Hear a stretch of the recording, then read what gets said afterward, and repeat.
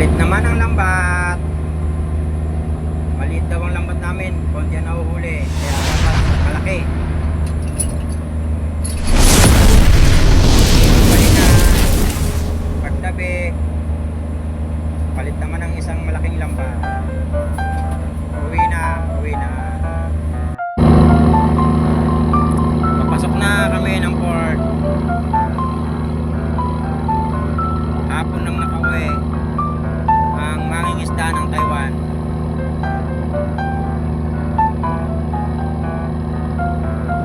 Yan ang port na inuuwian namin.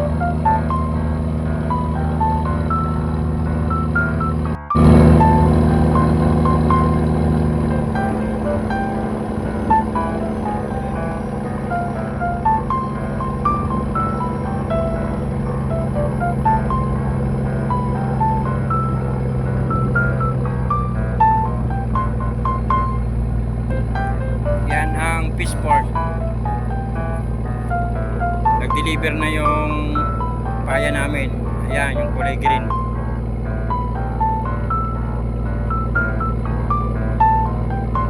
Ang daming mga malalaking pang fishing vessels ng Taiwan. Sa port ng Guisian, Taiwan.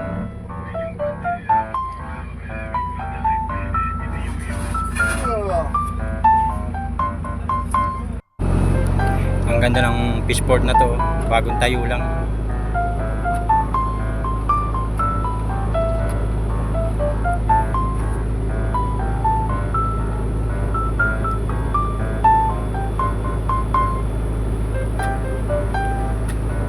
Yan ang mga long line, panghuli ng mga tuna at dorado.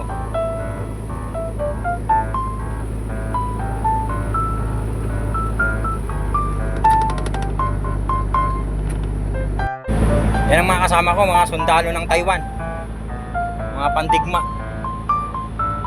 Ayan si Captain Nongnong, taga Masbate yan. Yan ang captain namin. Ayun ang alalay, si Mang Dari, taga Capiz, Ilonggo.